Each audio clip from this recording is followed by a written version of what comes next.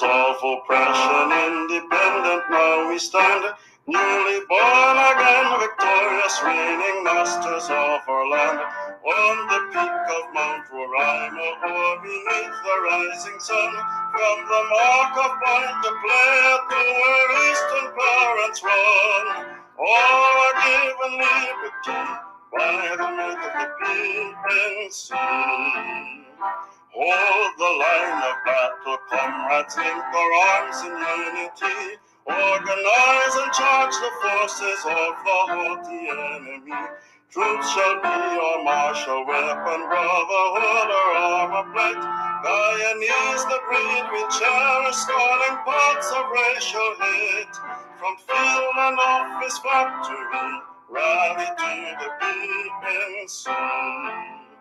Sons of many lands and daughters of the continent of earth, PNC lifts up the banner of your precious human worth. All who labor are our comrades, all who suffocate and kill. Go to mountain, field, and factory, God, brother, bring them in. From field and office factory, rally to the PNC. Black and green with red and palm tree freely flies our freedom flag. Rouse the lazy and the sluggard who would let it droop and drag. Rally from the coast and borders, field and office factory. Brother, sister, friend and comrade, rally to the PNC. From field and office factory, rally to the PNC. Sacred is our labor, brother, honorable rings our toil. In the factory and the office, winning riches from the soil. Honorable is our warfare, crushed amongst the poverty. Unto economic freedom in a great economy. From field and office factory, rally to the PNC.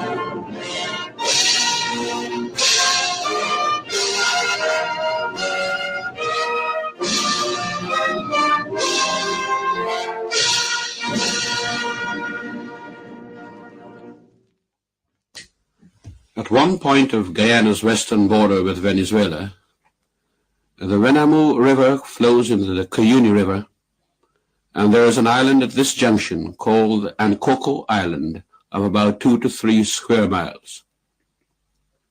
According to the map in existence since 1904, the border runs roughly through the center of Ankoko Island from north to south, so that the western part of the island is Venezuelan and the eastern Guyanese. For some time, in fact during last month, a number of Venezuelans were crossing onto the Guyanese side and have since then been carrying out certain works on our territory. The report of this came to the notice of the government a few days ago only, and an inspection party consisting of senior officials and 2 senior police officers visited the island the day before yesterday, Wednesday the 12th of October. This party verified and confirmed the early report received through unofficial channels. In the opinion of the government, this intrusion by Venezuelans constitutes a breach of the Geneva Agreement entered into between the governments of the United Kingdom and Venezuela on the 17th of February 1966, to which agreement the government of Guyana is now a party. And today, I have sent a cable to Dr. Iribarren Borges, the Foreign Minister of Venezuela, strongly protesting the intrusion of Venezuelan personnel onto Guyanese territory and asking that immediate steps be taken by the government of Venezuela to ensure the immediate withdrawal of all such personnel. I have this morning informed the leader of the opposition of the situation and held discussions with him. Meanwhile, I await a reply from the Venezuelan government. I consider it my duty to inform the nation of this latest development and to assure you that every step is being taken to retain our territorial sovereignty by peaceful means. Your government proposes to abide by the terms of the Geneva Agreement and is hopeful that the government of Venezuela will do likewise. You are asked to remain calm and to await further information. Long live Guyana.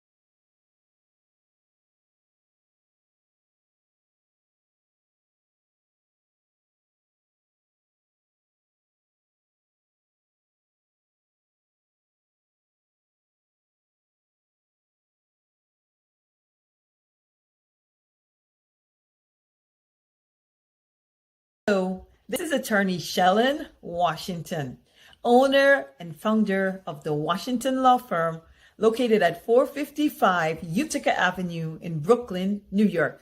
We're specialized in medical malpractice, personal injuries, matrimonial law, and landlord and tenant. If you're in need of legal representation, please give us a call today. The number to call is 718-877-3100.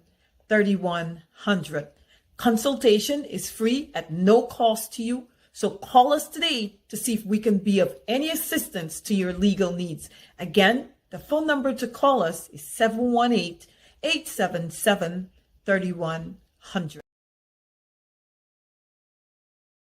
Yeah, my name is Jasmine Caldata Francis Vietnam, and since 1965 I become a voter, and I always place my ex next to the cop, and what they are doing today I can't take it, so I have no more vote to give to PPP anymore. I'm not going to vote anymore no more. If they have to lose by one vote, they're losing it by data. I have none.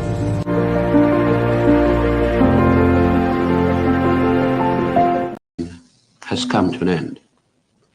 On the results, the People's National Congress, in the interests of peace and stability in Guyana, has agreed with the support of the United Force to form the government. One of the more serious tasks facing us at this moment is the attainment of independence at the earliest point of time. One of the disturbing features of the election, which we have noted, is the apparent cleavage existing in our society, brought about by colonialism and 7 years of mismanagement and misrule. It has come to our knowledge that despite the years of disaster suffered by the people of this country, a large section of the electorate was persuaded against its best interests to vote for the party formerly in power as a result of the dishonest and opportunist propaganda that, unless that party was returned to power, those people would suffer.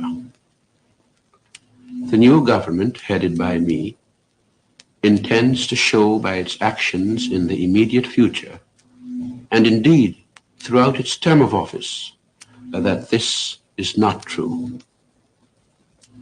The problem of racial cleavage, racial antagonism, and distrust, which the last government allowed to develop during its term of office, is still with us.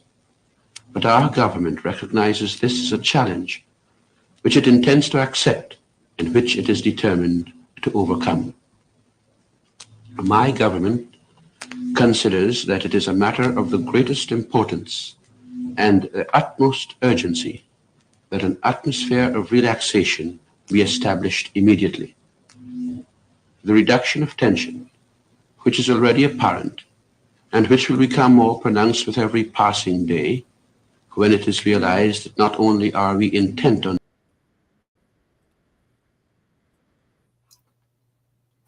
All right, good evening. My name is Mark Benchop, 14 minutes after 9 o'clock on the 5th day of October, 2023. Today happens to be the anniversary of the People's National Congress. Now it's known as the People's National Congress Reform. Many of you recall that the reform came into existence sometime in 2001 when it was the Reform Component. That's a little group headed by Mr. Stanley Ming and others. And so they decided that they were going to coalesce for the 2001 elections, and hence came the name Reform. So since then, it is known no longer as People's National Congress, but it is known as the People's National Congress Reform. So, good evening to all of you, and wherever you are, we thank you so much for sharing the link. We thank you so much for joining us, and we appreciate the fact that every night you choose us to be part of your tail end, so to speak, of the daily rantings. And so this is a very quiet, sometimes we can raise our voices, but we want to ensure that as all of you prepare to, you wind down after a hectic day, that we give you real information, not sound bites and not, shock jocks events and so forth, but we give you real information. Good evening again to all of you. Happy birth anniversary to the PNC. What can you guys in the audience talk about in terms as you reminisce about the People's National Congress Reform? I appreciate the fact that you guys are saying good night and good night and good night. Talk a little bit about your party. Talk a little bit about the party that you're a member of, the People's National Congress Reform. Talk about them. Talk about the party. And let us see exactly what you know and what you can enlighten the younger listeners about the People's National Congress. Oftentimes, people jump on the mountaintop and they talk about the party, and they talk about the fact that they've been with their party since YSM days, and they all manner of things. But what exactly can you, what bit of knowledge can you impart on the younger generation, and especially those who are not members of the party as well? Talk to us right here on 107.1 FM. Our call-in number is 917-714-1082. If you wish to call to talk about your party, the People's National Congress. And many folks who are the smaller parties who are part of the coalition, some of them are not officially part of the coalition and so forth, watching. It should have been a big thing to wish the main party, of which many of these very tiny party are holding on to the big parties, such as the PNC, for some sort of power. At least they should have taken the time out to say salute to the PNC. Had it not been for the leadership of the People's National Congress, where would Guyana have been? And we're being realistic here because look at the infrastructure from the Quarantine Highway, from the cokers, you name a bunch of stuff that were actually built by the leadership of the People's National Congress. You can talk about the Linden-Soesdijk Highway. You can talk about the institutions. You can talk about schools, multilateral schools. You can talk about the Demerara Harbor Bridge that is still there. And look at the cost of the Demerara Harbor Bridge compared to the Berbice River Bridge that is in the mouth of the Berbice River, built for billions of dollars that were given to private contractors, friends of Barra Jagdeo, friends and cronies of Barra Jagdeo, free education from nursery to university. You've got to give thanks to the People's National Congress. Now, they're not all perfect. Burnham wasn't perfect.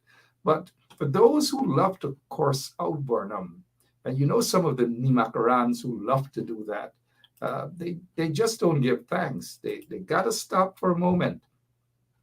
Some of them, a lot of them got free education at the University of Guyana. But yet in 1994, guess what the PPP did?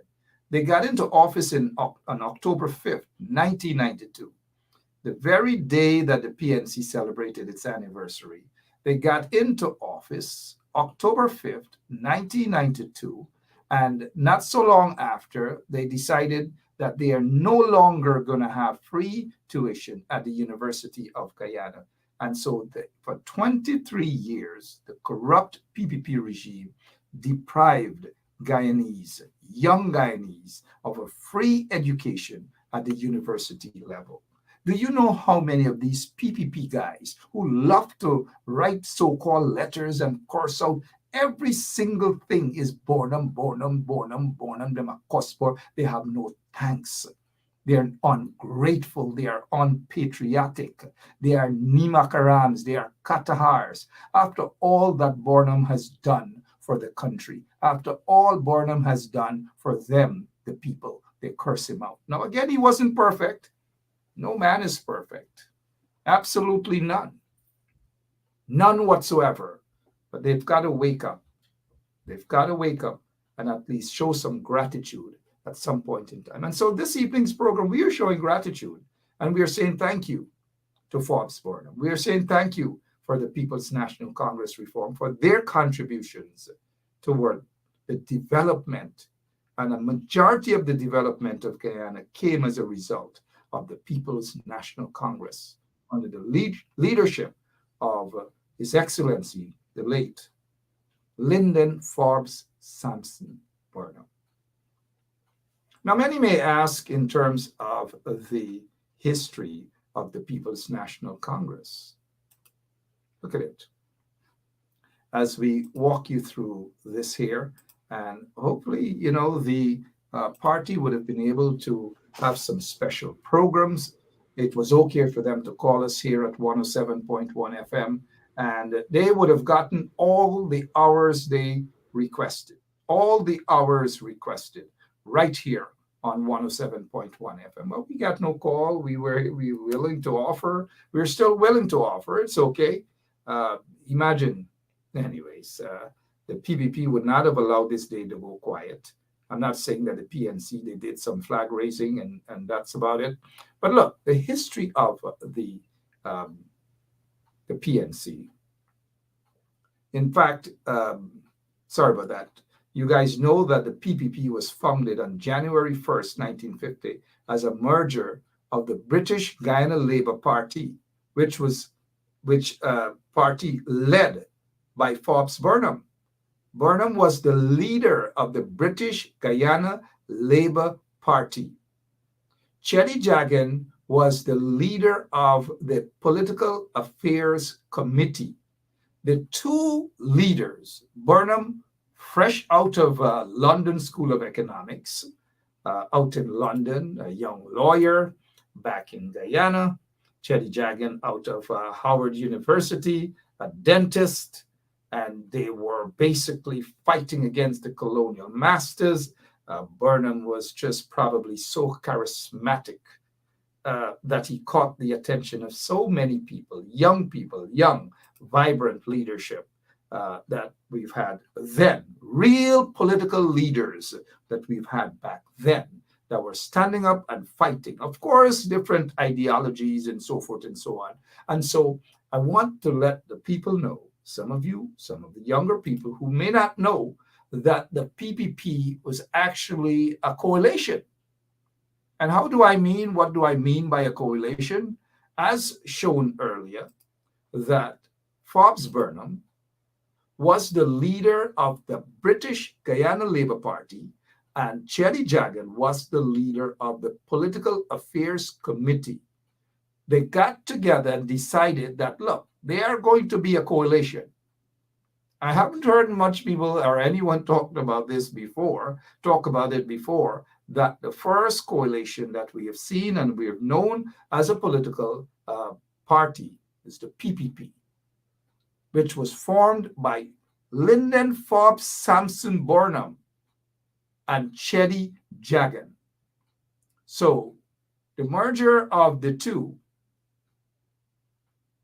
the British Guyana Labour Party and the Political Affairs Committee, which was headed by Chetty, and the British Guyana Labour Party headed by Forbes Burnham, they got together and they formed the People's Progressive Party, of which Forbes Burnham was the chairman of the People's Progressive Party.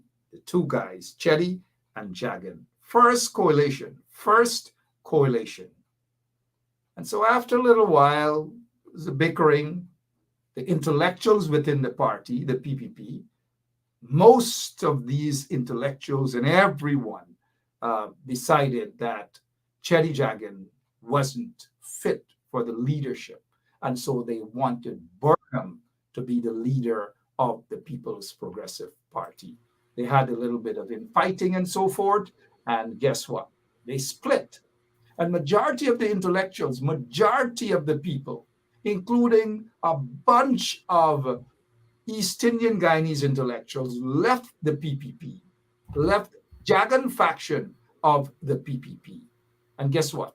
They went over with the Burnham-led PPP. Burnham-led PPP. They went over with Burnham. It wasn't an issue about race and whether they should join Burnham as a result of, or not join Burnham as a result of his ethnicity. No, they didn't choose that. They all went with Burnham. And so they had this fighting between the two factions, Chetty Jagan faction of the PPP and Burnham's PPP. And nobody wanted to give up the name. Absolutely nobody. Because Burnham felt, and maybe rightly so, that the PPP belonged to him. And Jagan felt that the PPP belonged to him.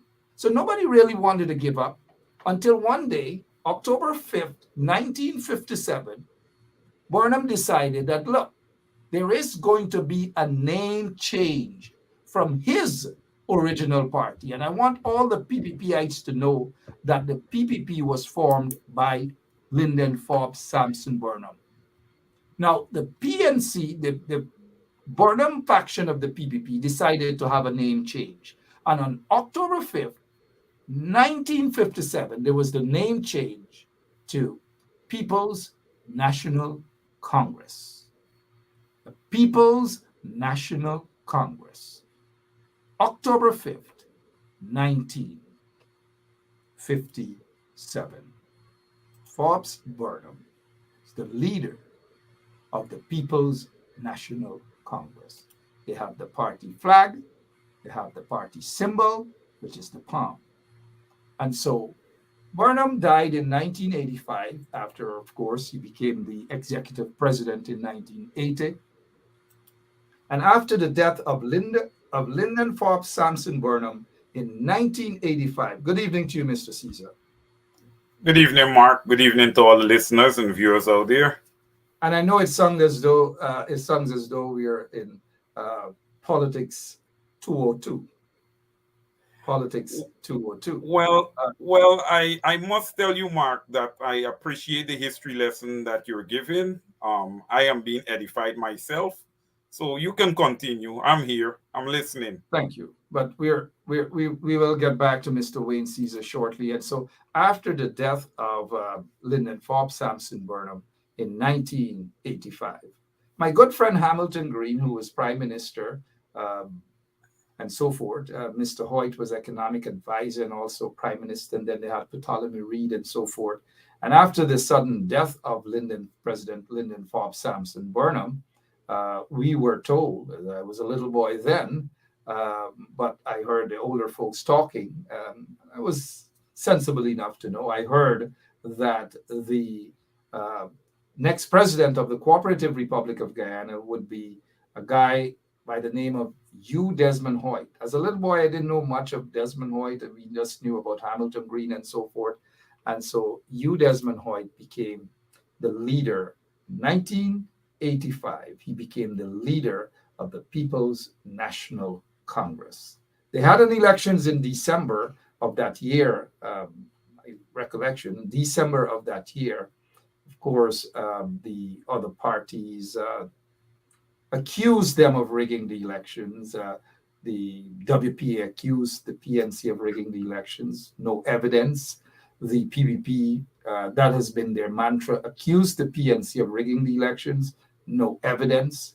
But Desmond Hoyt became the second leader of the People's National Congress reform. Mr. Hoyt died sometime December, I believe, 23rd, 2002, or 21st, 2002. And after that, the chairman of the People's National Congress was then Robert Orlando Corbin. Robert O. Corbin became the leader of the People's National Congress. Robert Corbin. But after that, of course, when Mr. Hoyt died, the PNC changed to People's National Congress Reform. Mr. Robert Corbin became the leader of the People's National Congress. After one elections, Mr. Corbin just couldn't do it. And so there was this arrangement to have this guy that nobody really knew much of other than the army folks and so forth. Of course, if you read some of the magazines and so forth, you would know David Arthur Granger. But when I say nobody knew much in terms from a political standpoint, and so it caught so many people by surprise when David Arthur Granger, we saw that he contested the elections for the party leadership, and he was nominated, he was elected leader of the People's National Congress Reform. David Arthur Granger, the third leader of the People's National Congress Reform. In 2011, he contested the elections. The results were about to be rigged, not by the PNC, but the elections were about to be rigged by the PPP. They wanted to snatch one vote in order to give them the majority, Donald Ramatar the majority, but they got caught. A lot of the PPP people wouldn't want to talk about that, but they got caught stealing, attempting to rig the elections in 2011. Mind you, as we go back to 2006, when Robert Corbin won and the PNC lost, the PPP stole a seat from Region 10 and gave it to the then Prime Minister, sorry about that, keep forgetting whatever his name is. Samuel Hines. Well, we always forget the Kirsten Isle guy. And so I say this to say that the PPP has a history of rigging elections and thieving seats. They have a history of that. But Mr. David Arthur Granger became the fourth leader in the history of the PNC from 1957, when Mr. Granger became the fourth leader of the People's National Congress Reform. In 2011, as I've indicated, there was a minority government because the PPP got caught stealing a seat. And so that seat had to have gone to the opposition. So they didn't get a chance for a majority government. And so, in 2015, after, of course, Donald Ramotar prorogued Parliament and we had early elections, the People's National Congress Reform won the elections with David Arthur Granger becoming the president of the Cooperative Republic of Guyana. In 2020, elections, of course, before 2020, we saw so many good work and development. More could have been done, but we saw a rapid change of the direction Guyana was heading, destruction under the PPP regime. But David Granger and his team were able to repair Guyana to some extent. But they had some set of Judases between them in the AFC and even some in the PNC and so forth. And so the coalition were cheated out of office. They were kicked out, and the PPP was actually installed. After the PPP was installed as the government or the regime, David Granger remained the party leader of the PNC, and Harmon was the opposition leader. And so after that, they had their Congress, and Mr. Aubrey Norton said, look, this is nonsense. He wants to fight. Nobody's fighting the PPP. These guys were writing too many letters, too many press conferences, and not much fighting and so forth. And Aubrey Norton decided to throw his hat in the race. David Granger decided he's not going to contest. And so that led to the election of this guy, Aubrey Compton Norton, as the fifth, I believe, correct me, it was Burnham, then Hoyt, then Corbin, then, yeah. So Aubrey Compton Norton became the fifth leader of the People's National Congress Reform. The fifth leader of the People's National Congress Reform. And now that we have Aubrey Norton, the leader of the opposition and the leader of the People's National Congress Reform, let me just say to all of our listeners that tomorrow, right here on 107.1 FM, my guest will be the leader of the opposition and the leader of the People's National Congress Reform, Compton Norton. Aubrey Compton Norton will be my guest tomorrow, right here on 107.1 FM. Good evening to you, Mr. Wayne Caesar. Let's rock and roll this evening. Anything you have to add with regards to the anniversary of the People's National Congress Reform? Go ahead, sir. Over to you. Yeah. Well, listen, the People's National Congress Reform, as you would have said, Mark, it was birthed in 1957.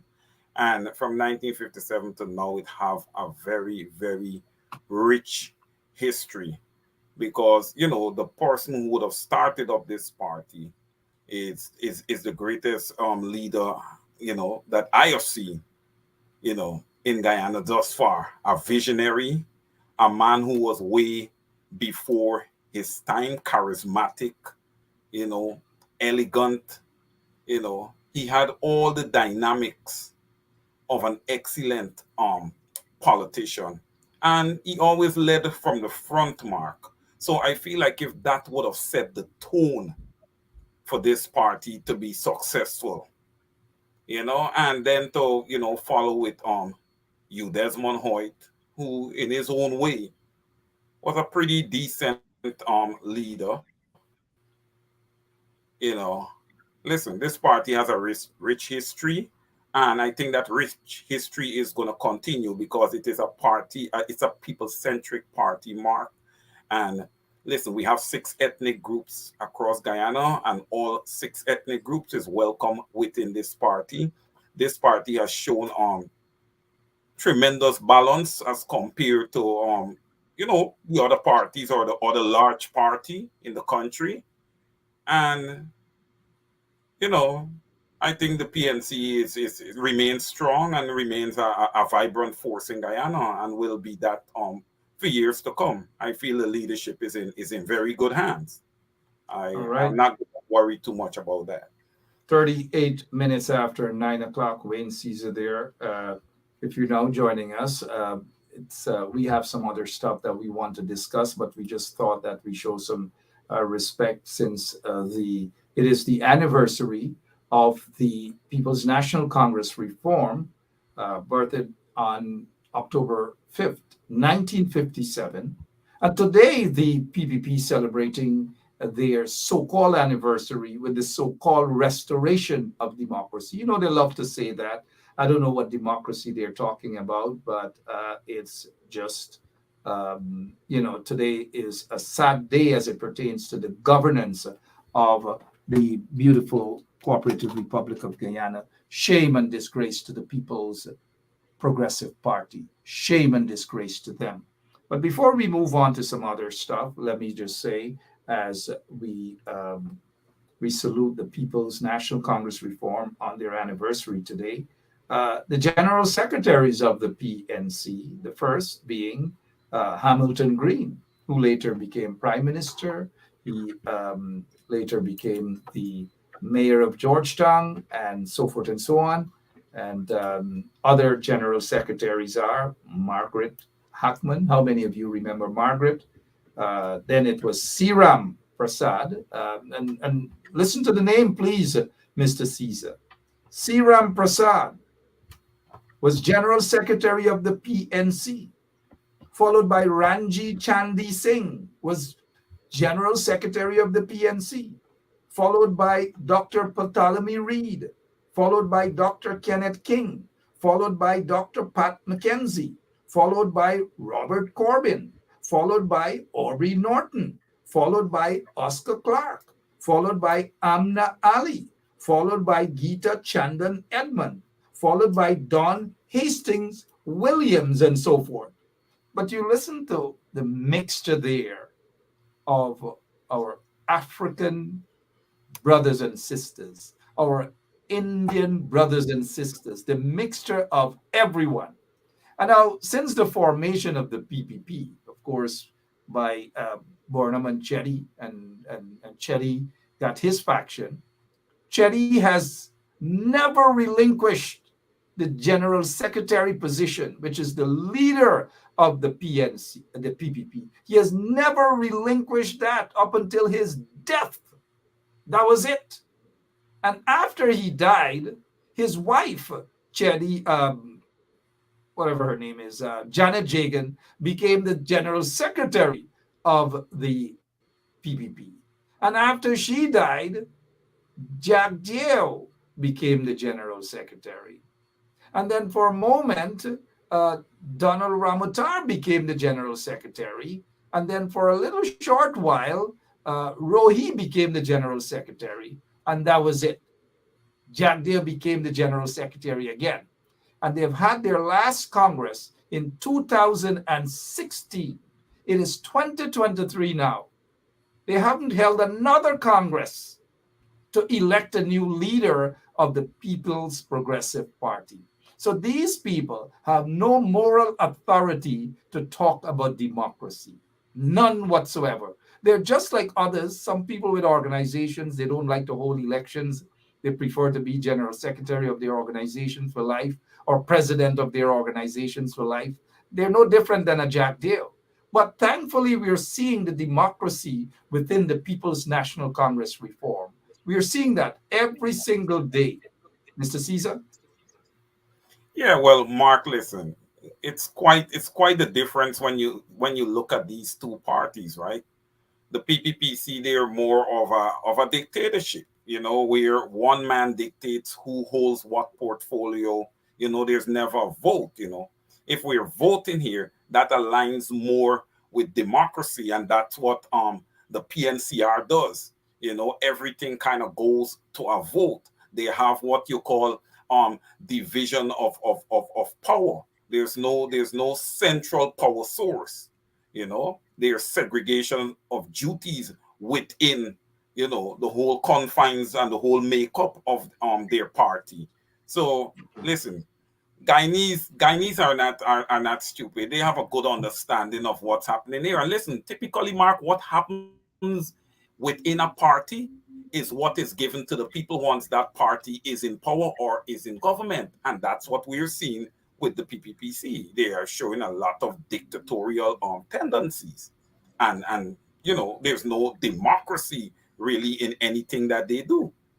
So that's what you Absolutely. get, over to you, Absolutely sir. not. Yeah, you are actually 100% correct. Look, if you guys in the audience have any sort of information, memories, and so forth, let us know. As we go in now to the chairmanship of the party, and I just want you, we showed you guys a mixture of our East Indian Guyanese brothers and sisters, East African Guyanese brothers and sisters as General Secretary of the People's National Congress. Do you know the first chairman of the PNC was an East Indian Guyanese by the name of, let me test you guys there in the audience. Who was the first chairman of the People's National Congress? Who was the first chairman? I'll test you guys out here. Going once, going twice. The first chairman of the People's National Congress. The first chairman, going once. Somebody said Jainarayan Singh. No. Somebody say Kami Ramsrup. No. I'm talking about the first chairman. Somebody said Derek Murray. Derek Murray was a cricketer. He was a wicket keeper. Somebody said LFS Barnum. No. LFS Barnum was the leader of the PNC. Somebody said Winston Murray. No, the first chairman of somebody said UC Guyana. Nah. The first chairman, a guy by the name of J.P. Lachman Singh. J.P. Lachman Singh was the first chairman of the People's National Congress. The first chairman. Hamilton Green was the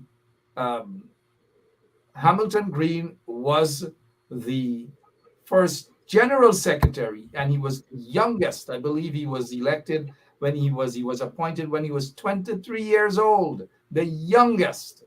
And so I've noticed Ernest Elliott, former vice chairman and so forth of Region 4.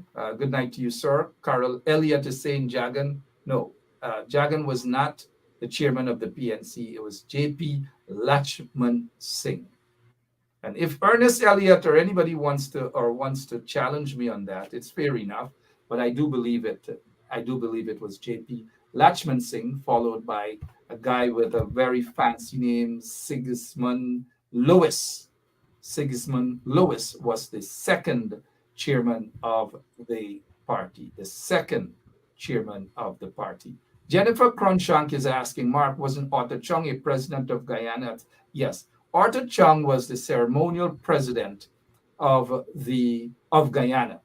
And because before the changing of the constitution in 1980, where it was inserted, the executive president, the prime minister had the power, and the president was just merely ceremonial. After the 1980 constitution, where we saw executive president, Mr. Forbes Burnham became the executive president, and that is why he is known as the first executive president of the Cooperative Republic of Guyana in 1980.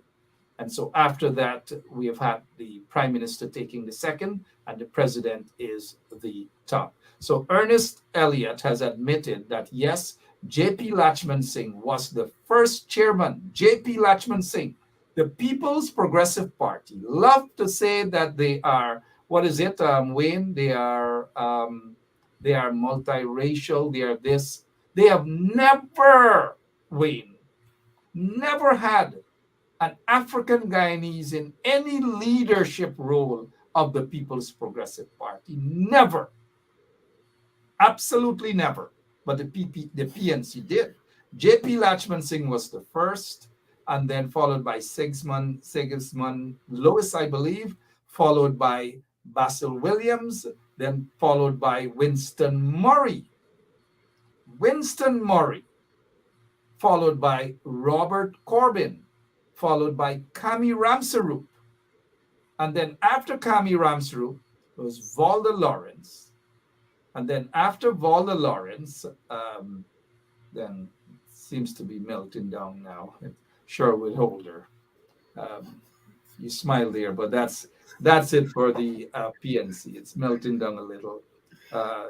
Somebody said, what about Sir David Rose? Sir David Rose wasn't he was basically the Governor General, and that was it. He was never part of the PNC, held no big position in the PNC. And anyway, so we are, what else? Brinsley Ben was PPP. That was PPP. Brinsley Ben, PPP chairman, way back, when Chetty tried to entice people, it didn't work, and that was it. That was it. Somebody saying no, Valda was after Basil. And that's exactly what we said. There was Basil Williams, then Winston Murray, then Robert Corbyn, and then Valda Lawrence. Somebody said, what about Arthur Chung? Arthur Chung was the ceremonial president before 1980. All right, so Wayne, what else is happening in the country? But before we move on, let me say that the leader of the PNCR, the current leader of the PNCR and the current leader of the opposition, Aubrey Compton Norton, will be right here on 107.1 FM tomorrow night, right here on Straight Up. Aubrey Compton Norton. So there are some other things that we want to move on, but before we do, let's salute and say happy anniversary to the People's National Congress reform. And I'd like to say congratulations to all of the PNCR members. All of the PNCR members, those bona fide members, and those who love to talk much about their party, the PNCR. I hope I was able to, a non-PNCR member, I hope I was able to instill some sort of information into your minds so that you walk away with something this evening. A little bit of a sad note as it pertains to what happened to that crane operator. What's your take on these so-called contractors and incompetent individuals? You heard what happened to that crane operator today, died at that wharf as a result of negligence from those contractors and so forth and so on. Mr. Caesar? Mark, first of all, I want to give my condolences to the family of that crane worker, and what a way to meet your demise. Listen, everything in Guyana seems to be a rush when it comes to construction. Is like, they need to have everything done like yesterday. And, I don't know if the proper standards were in place, safety standards was in place for that crane operator. They say that there would be an investigation done. We know investigations go in Guyana, so I don't know how robust an investigation they're going to have there. It's just one individual, and that's just how they look at these type of things. It's business as usual. They're going to try to compensate the family, however it is they're going to try to do that. And we're going to be moving forward. That's how the PPPC operate. But, I must urge Guyanese, your life is extremely important. Money could never trump life. You must have life before you can enjoy and spend money. So whomever you're working for or whatever situation you're getting into, whether you're a truck driver, crane operator, whatever it is, you must first and foremost make sure that the environment that you're working in is safe and meet, safety standards. And that's an issue with Guyana, I've never seen, excellent safety standards or heard of excellent safety standards being put in place. You see a whole lot of lawlessness, and this just ties into, what the PPPC is all about and what they stand for, fast labor, cheap labor, you know. So it's sad, Mark, that this man would have lost his life, you know, and here goes another family. Probably he's the breadwinner in his family, and here goes another family to punish under this install regime. Over to you, sir. As a result of the negligence and incompetence. Yes. Shame on the PPP regime that they're giving out contracts, hundreds of millions of contracts to a bunch of lagu bagus, a bunch of nimakarams, a bunch of numbskulls, and you just give them contracts. They go, these so-called contractors, ignoramus, as if they're rushing out of the zoo. They yell at those workers, they curse at those workers, they ill-treat those workers, they underpay those workers, and they give those workers substandard equipment to go and operate. Anyone, you don't necessarily have to be an engineer or a contractor to a good contractor to see where the negligence was coming from. Because if you have a small crane and you put somebody on that small crane to operate heavy duty work, way beyond the weight capacity of that crane, obviously it's going to tilt. And even when the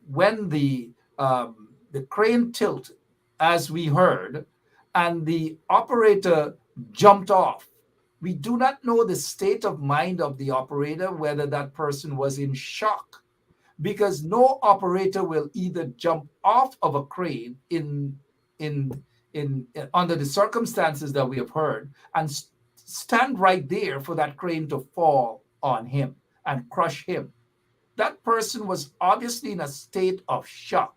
And so when I heard that guy who hopped out of a zoo, critic, and he is getting all these contracts, and he's saying that the operator jumped off of the crane and he stood right there and people were yelling for him to move and he didn't move, and therefore the crane fell on him and crushed him. What about others who were there who could have gone to this guy's rescue, including critic? They could have gone and rescued that guy, but instead they stood right there. They don't know whether that young man was in shock. They don't know why he stood right there and couldn't move. They just didn't, but they stood there, allowed him to stay right there, and watched him crushed to death. Shame on critic.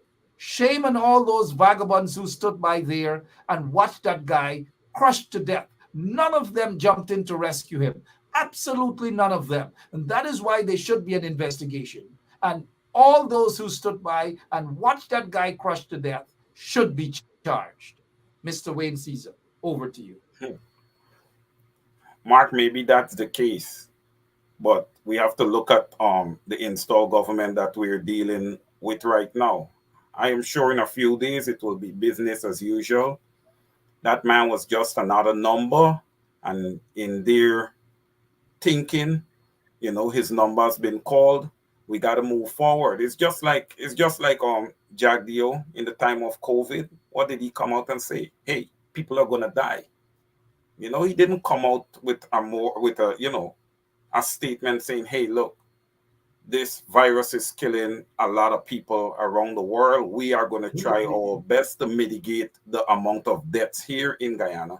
He just flat out came out and said people are going to die. I mean, what kind of leader is that? Yeah, back to the crane operator and the incompetence of these PACUs, these so-called contractors, Wayne, these PACUs, the death of that young man. Somebody's got to pay, though.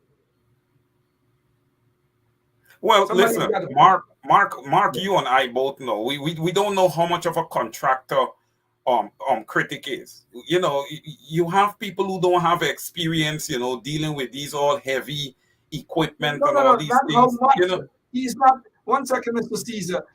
One second, sir. He's not known as he's not qualified. He is incompetent, and that's the level of contractors. They're just giving out contracts to cronies, corrupt individuals.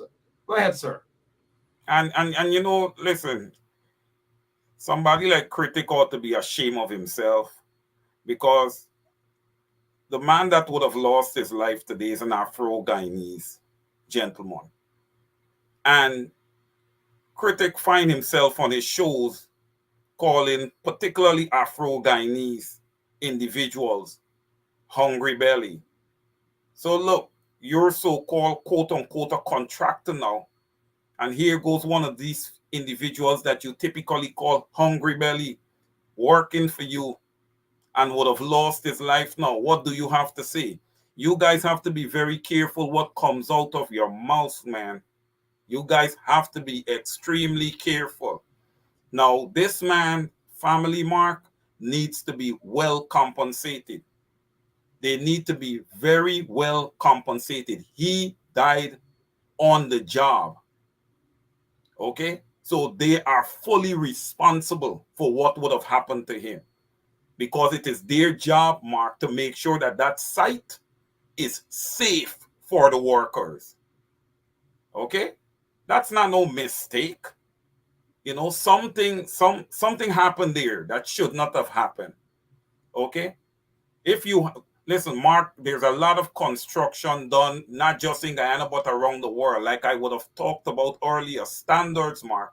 We see all kind of things here in the United States, Mark. We see cranes hanging off of buildings and all this kind of stuff. But you don't hear about people losing their life like that.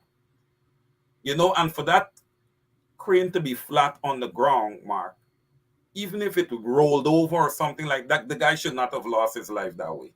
No, because something really freaky happened with that accident. If we go by what that Dunce critic said, that he was right there, they all stood when the guy jumped off. He claimed the guy jumped off. We don't know what happened. He claimed that the guy was standing right there. Everybody was shouting for him to move, move, move, move. I'm sure they shouted for about a minute or two. 30 seconds, rush in and just grab that man. None of them did that. And you know, the other thing is the abuse of these individuals. Critic and these guys are no Democrats. They're no decent people. They're hooligans. Cheap 2-cent thugs. You look at how he behaves on his show. No class, no nothing, no decorum, absolutely nothing. Hoggish. And this is a guy who used to sell cigarette in front of Freedom House a couple of years ago, cigarette and sweetie and Fronto, probably Fronto. Who knows what else he used to sell? On a little tray. On a little tray. They used to drink swank and beer tennis roll just the other day. And look, you know, these guys have no professionalism in them. I don't know how far he has gone into school, but you don't have to go to school to have class and sense, mind you. But this guy critic has none. He is nothing but a madman. Look how he behaves on his so-called show. Now, compared to how he behaves on his show, just imagine how he treats the workers. Just days ago, he was cursing out the crane worker, and you got to get a new worker, you got to get this. Whoever know that crane operator was working under duress, under stress. The man probably didn't get his pay. The man probably was threatened. It's not easy to work under a dunce, you know. It is not easy to work under a lunatic. It is not easy to work under a madman. And that is what's happening in Guyana right now. Putting all of that aside, Mr. Caesar, I do hope that scene, one second, I do hope that scene has become, it is now a crime scene. I hope it is cordoned off and all work ceased. Go ahead, Mr. Caesar. You know, I was looking at a comment there from one of our viewers, Miss Dawn Cook. She was saying that, and I heard this earlier, I don't know how accurate it is, but she's saying that the crane operator told critic that the crane was too small for that particular job. And he told him to just go ahead and get the job done. I read that earlier. So she's confirming something that I would have read. Shut up and get the job done. That sounds like critic though, Mark.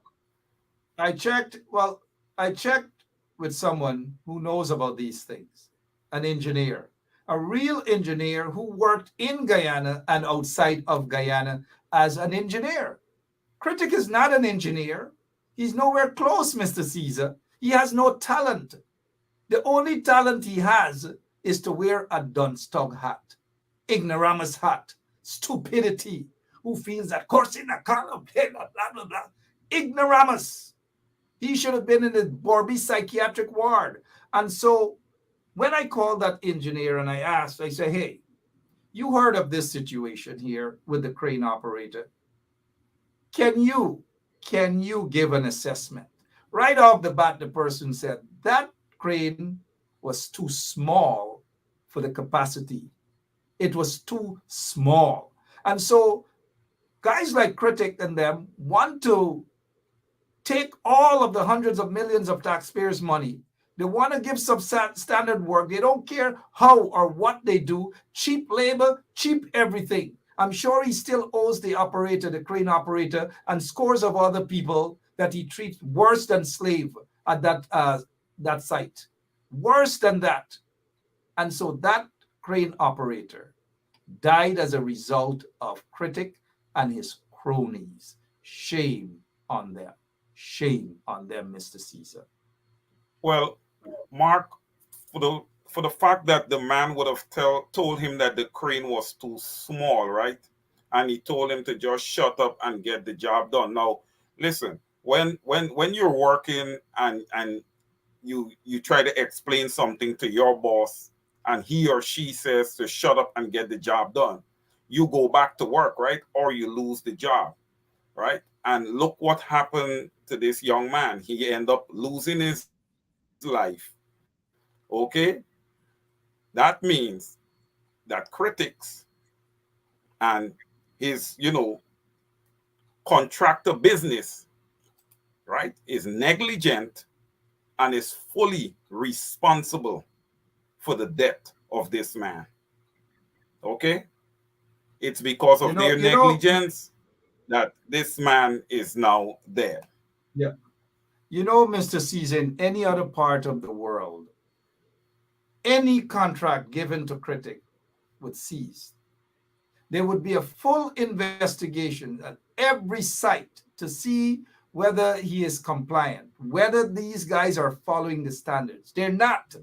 Critics should not be given not a single other contract. He is not qualified. He's not known. And that is why I'm hoping that someone in the PNC would file an injunction to stop or for them to show cause why this latest contract of close to $1 billion to what is it, Bill Pump Station. $1 billion was given to Civic. What's the criteria used for the awarding of that contract? That contract, there should be an injunction filed and cease these operations with immediate effect. I don't know what's happening in that country, but surely things, as Laurie Alexander used to say, the late Laurie Alexander used to say, things not regular. Go ahead, sir. Well, listen, Mark, with a real government, there would be some criteria in awarding out a contract of this magnitude. But when you're dealing with a set of gangsters who is just promoting nepotism amongst themselves, you're going to find that these contracts is going to be handed out to, anybody. Anyone could get a contract. Look at the cricketer Leon Johnson. He was getting the contract for Christchurch. What does Leon Johnson know about this type of work? Nothing. So it's just grand nepotism all the way through by the PPPC. That's what they're about. And that's why the Guyanese people got to understand this is not a people-centric government. Cronyism, corruption. Over to you, Mark. Cronyism, corruption, nepotism. Look at the contractors, so-called contractors they have for that school out in Linden. Over 2 years now, and that school cannot finish. They haven't even started a school properly. No classroom built, not even a toilet built. And look who they have as one of the foremen there. A man who was chased out of Guy Oil as a result of serious allegations of corruption. He was caught allegedly on tape having a conversation, begging somebody for a little change to eat, a little breakfast. He is now a guy by the name of Akani Blair, is now one of the foremen or the main foreman for that place. A bunch of corruption, a bunch of thugs, a bunch of hooligans. I don't know what's going on. I can't wait for fresh elections in Guyana when all of the people, including PPP supporters who are upset, who are vexed with the PPP right now, will go out and vote the PPP out of office. vote the PPP out of office. And that crane operator, it doesn't matter what the ethnicity of the operator is. What matters is that that guy lost his life as a result of incompetence and negligence and probably criminality on the part of the contractor, so-called contractor. And it's ironic that Critic is building a wharf, supposedly, as we've heard, for the Mohammeds. It's ironic. All of the contracts, all of the best deals going to cronies of the PPP. Over to you, Mr. Caesar. You know, Mark, and I'm going to say this quite loosely, you know, the PPPC and their entire team, it's just a bundle of garbage. All they keep doing to the Guyanese people is just recycling garbage over and over. Connie Blair was need a guy with guy oil, and now they recycle him and they put him somewhere else. And this is just what keeps happening all the time. You know, nothing changes. You know, you see a change in face, maybe at the top, you know, of some ministry or something, but it's business as usual for this install kleptocratic, you know, government. So the Guyanese people just have to, you know, stay focused. We got to keep, you know, Mark, holding these people accountable. And although we're holding them accountable, Mark, this still continues, much less if we weren't putting some pressure on them. Could you picture what would have been happening?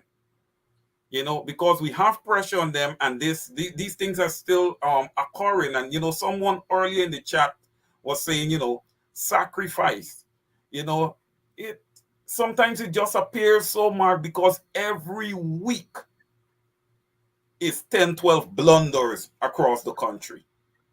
You know, Guyana is in a very, very, very dark place, you know, and listen, I call on all the religious organizations, all the religious leaders, man. You guys need to dedicate some days just to prayer, because Guyana needs some prayers for sure. You know, the way things are going, Mark, and everything seems to just continue being the same. You know, the people continue to struggle daily. You know, cost of living just continues to rise. It's not tapering off or leveling off in any way or form. You know, nothing seems to be moving. I don't know what people talk about when they say economy. Who are they talking about? Are they just talking about maybe the richest 100 people in Guyana that they're doing this measure with? Because the rest of the country is definitely not seeing it. They're not gaining anything. Nothing is happening for them. There's no traction there. Right? And we're going to start taking some measures, Mark, because number one, I feel like if the Guyanese people need to start figuring out how to spend and keep their money in their own villages. Okay? That's something I'm going to get more into detail as we go along. But, you know, we have to start making some changes. We have to start boycotting some business, honestly, because this is just not right. This is not right what is happening. Right. You have large businesses, Mark, that are not paying their taxes, you know, but normal citizens have to go ahead and pay their taxes or risk having their properties seized and taken away from them and all this kind of different things. You know, I was speaking to a friend earlier, Mark, that was indicating to me, hey, Wayne, you know what, man? There are people who are walking around in the village or farm and is buying out a lot of the properties.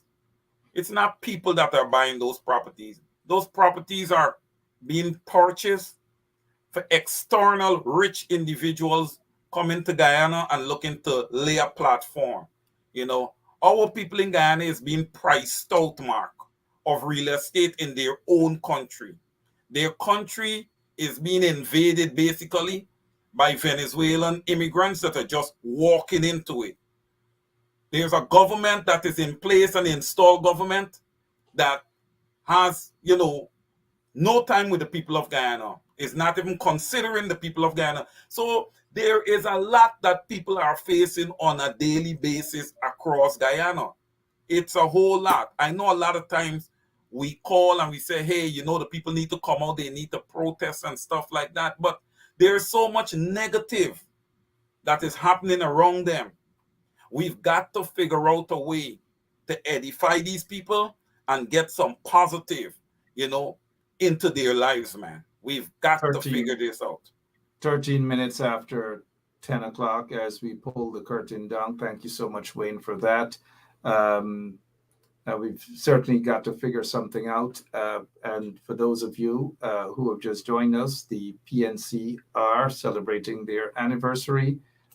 We want to once again just wish the PNCR happy anniversary. We walk through the leaders of the PNCR, starting with Forbes Burnham, Lyndon Forbes Sampson Burnham, the first leader, followed by the second leader, Hugh Desmond Hoyt, followed by the third leader, Robert Orlando Corbin, followed by the fourth leader,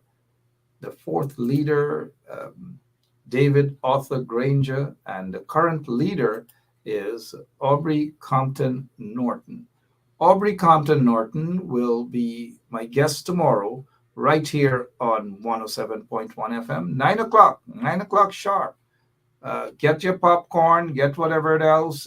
Aubrey Compton Norton will be right here tomorrow on 107.1 FM, starting from 9 o'clock tomorrow night. You cannot miss it. Aubrey Compton Norton, the leader of the PNC, the current leader, and also he is the leader of the opposition. Very briefly, Mr. Caesar, your closing remarks, please, as we leave this evening. Sure, Mark. I just want to say to all the members, all the leaders of the PNCR, happy birth anniversary to your party.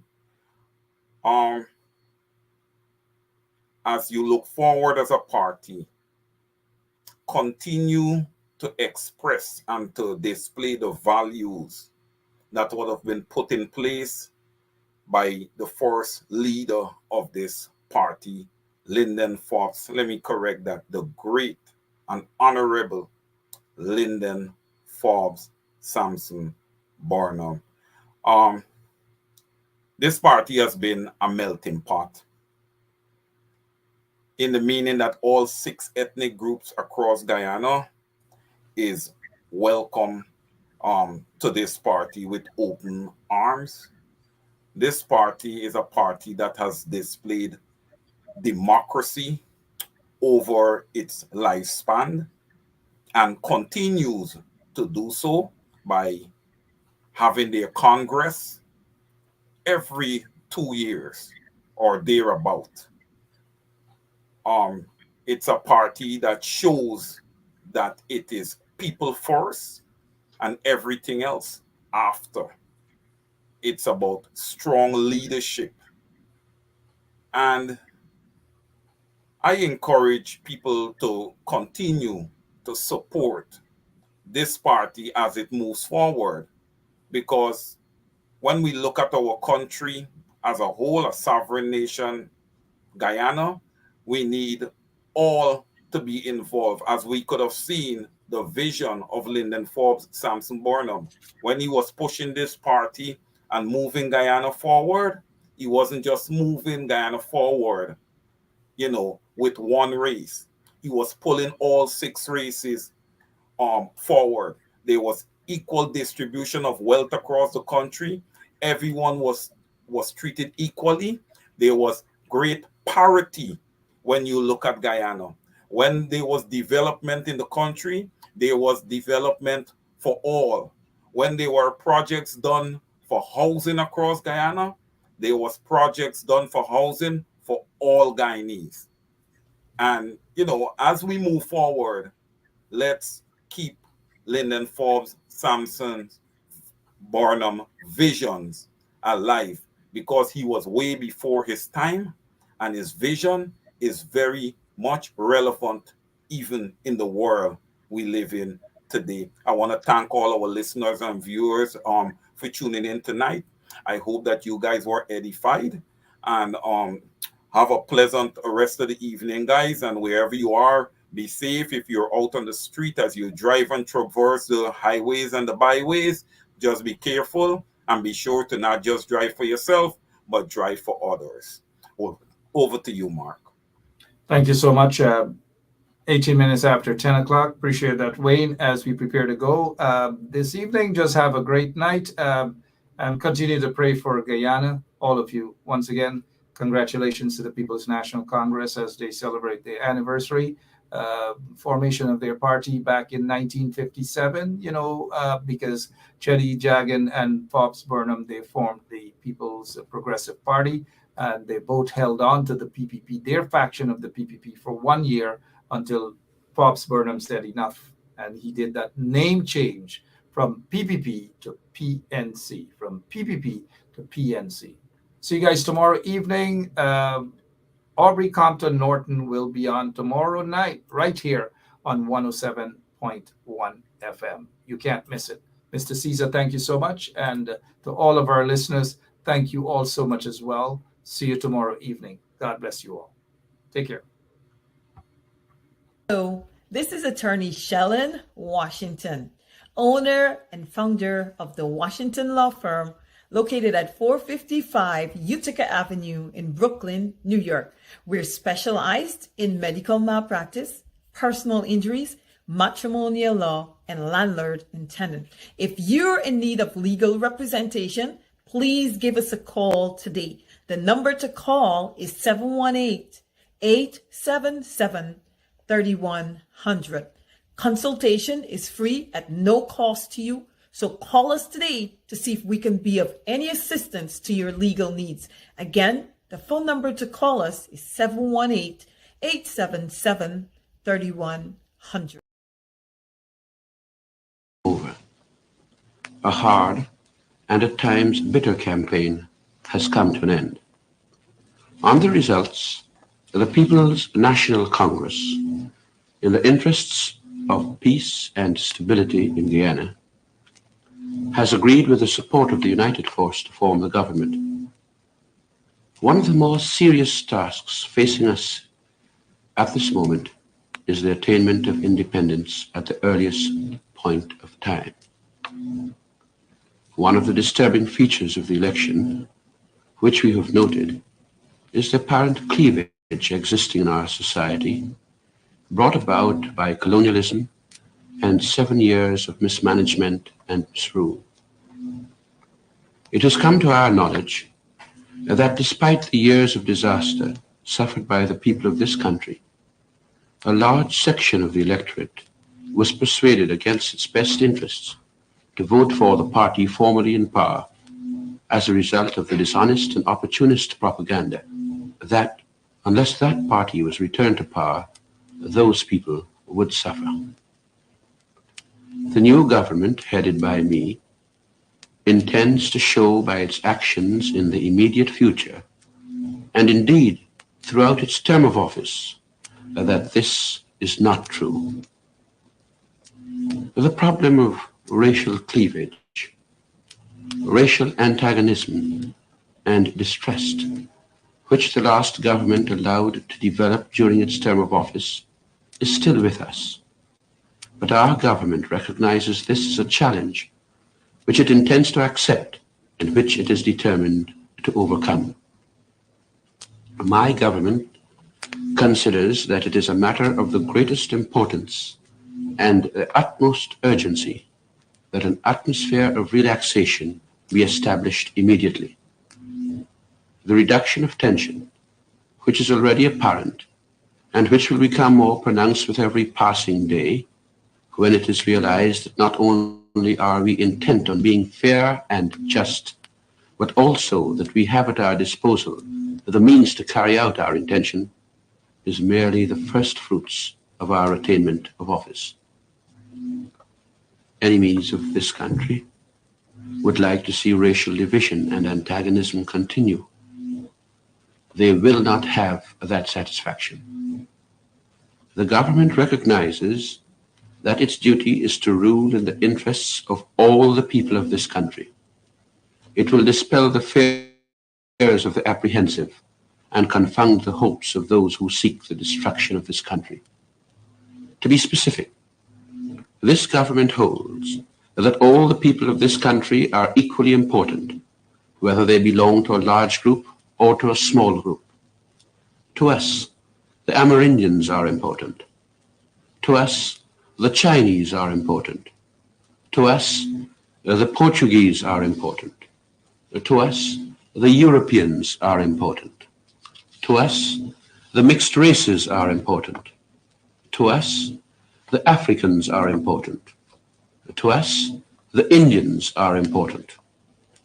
In short, all Guyanese are important and valued members of our community, and we cherish them and consider that as a government, it is our duty and privilege to guard, protect, and further the real interests of all. It would appear that the would-be destroyers of this country have sought to convince our Indian citizens that they have cause to fear because of the removal of the former government. We can assure our Indian citizens here and now that rather than cause for fear, they have much to hope for from the new government. This government is not bent on the confiscation of property. This government will not pursue policies likely to bring the races into collision. This government will maintain law and order. This government, while in office, will never declare its impotence to see that the lives and property and personal safety of any citizens are protected. We are fully aware that attempts will be made in the future, as in the past, to create disturbances. All of us know who are likely to create disturbances and who think that they have some benefit to be derived from chaos and violence. We have no benefit to derive from such things, and we will stamp out firmly and ruthlessly any disruption of the calm and studied and steady progress which we are determined to establish and maintain in this country for the good of all. We ask for time, patience, understanding. The damage done over the last 7 years cannot be repaired in a day. We cannot and will not condone and accept the nepotism and corruption of the past 7 years. Changes are necessary, and changes will be made. But no one who is honest and possessed of ability need have the least apprehension. The results of the election and the formation of our government are not to be considered a victory for one party, but a triumph for the whole Guyanese people. There is nothing to gloat over. Nobody is pantap. But all of us are, I am sure, sobered by the realization of how near we came to having our country destroyed, and how arduous were our endeavors to give this country the chance to live, to breathe, to survive. It has been reported to me that some established organizations have made representations to the British government about Guyanese affairs. I wish to announce that in the immediate future, I shall seek to hold discussions with the Mahasabha, the Hindu organization, the United Sadr Islamic Anjuman, ASCRIA, GALE, the Chinese Association, and of course with the Archbishop of the West Indies, the Roman Catholic Bishop of Georgetown, the Ethiopian Orthodox Church, the Congregational Conference, the Methodist Body, and other religious and cultural organizations. My purpose as Premier is to establish a consultative democracy.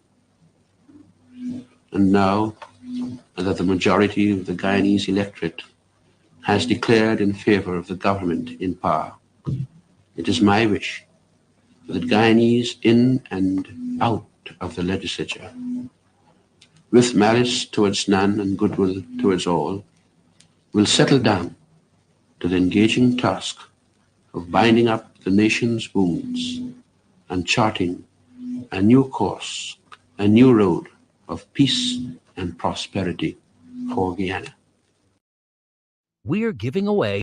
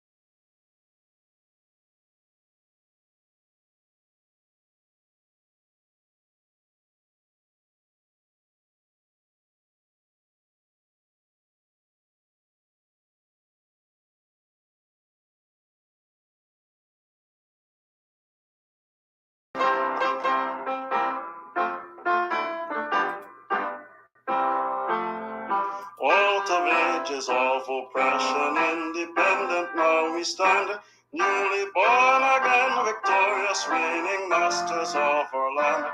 On the peak of Mount Roraima, or beneath the rising sun, from the mark of Point to Player to where eastern currents run, all are given liberty by the might of the PNC.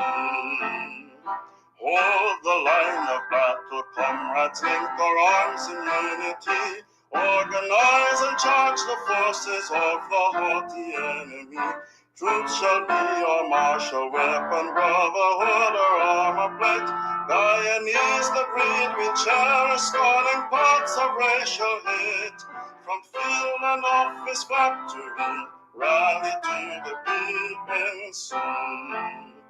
Sons of many lands and daughters of the continent of earth, PNC lifts up the banner of your precious human worth.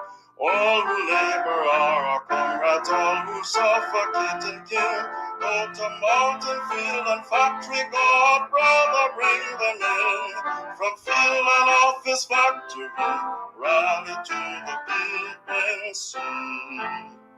Black and green with red and palm tree freely flies our freedom flag. Rouse the lazy and the sluggard who would let it droop and drag. Rally from the coast and borders, field and office factory. Brother, sister, friend and comrade, rally to the PNC.